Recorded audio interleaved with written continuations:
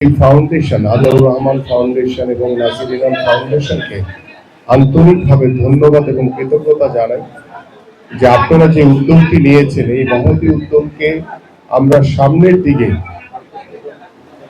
এই উদ্যোগকে দেখে আরো অনেকেই উৎসাহিত হবে যে আমরা সামাজিকভাবে আমাদের নাগরিক যে দায়িত্ব রয়েছে সেই দায়িত্ববোধ থেকে আমরা এই ধরনের ফ্রি মেডিকেল ক্যাম্প সহ আরো বিভিন্ন ধরনের সামাজিক কার্যক্রম আমরা বিভিন্ন সংগঠনের মাধ্যমে করতে পারি।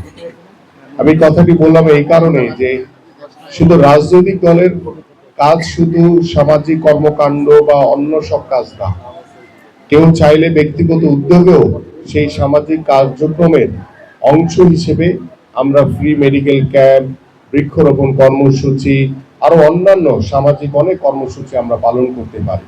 এই জন্য আমি আন্তরিকভাবে আবারও আতাউর রহমান ফাউন্ডেশন এবং নাজির ইনান ফাউন্ডেশনকে আন্তরিকভাবে ধন্যবাদ এবং কৃতজ্ঞতা জানাচ্ছি।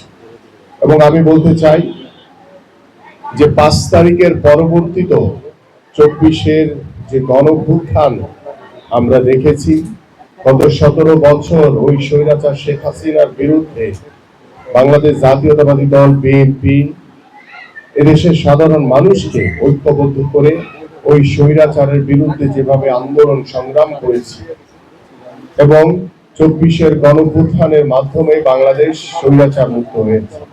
5 তারিখের পরবর্তীত সময়ে আমরা চাই যে এদেশের সাধারণ মানুষ, এদেশের সাধারণ জনগণ যেভাবে প্রত্যাশা করে একটি সুন্দর সমাজ গড়া নিয়ে, যেভাবে প্রত্যাশা করে একটি ভালো সমৃদ্ধশালী বাংলাদেশ গড়া নিয়ে, এবং প্রত্যেকটি সাধারণ মানুষ প্রত্যাশা করে যে একটি মানবিক বাংলাদেশ গড়ার প্রত্যয় নিয়ে, আমরা সেই মানবিক বাংলাদেশ গড়তে চাই এবং সেই মানবিক বাংলাদেশ গড়ার প্রত্যয় নিয়ে আমরা আমাদের দায়িত্ববোধ থেকে সকলেই আমরা এই ধরনের সকল সামাজিক কার্যক্রম অংশগ্রহণ করব এবং এই ধরনের সামাজিক কার্যক্রমের মাধ্যমে আমরা আমাদের সমাজকে, আমাদের সমাজে যারা বসবাসকারী সাধারণ মানুষ রয়েছে তাদেরকে সচেতন করব যে আসেন আমরা সকলেই ঐক্যবদ্ধভাবে আমরা আমাদের সমাজটিকে নতুনভাবে গড়ি।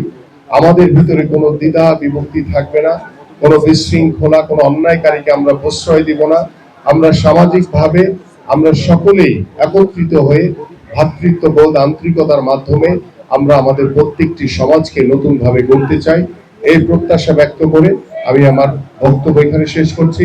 সবাইকে ধন্যবাদ। বাংলাদেশ জিন্দাবাদ, বাংলাদেশ জাতীয়তাবাদী দল বিএনপি জিন্দাবাদ।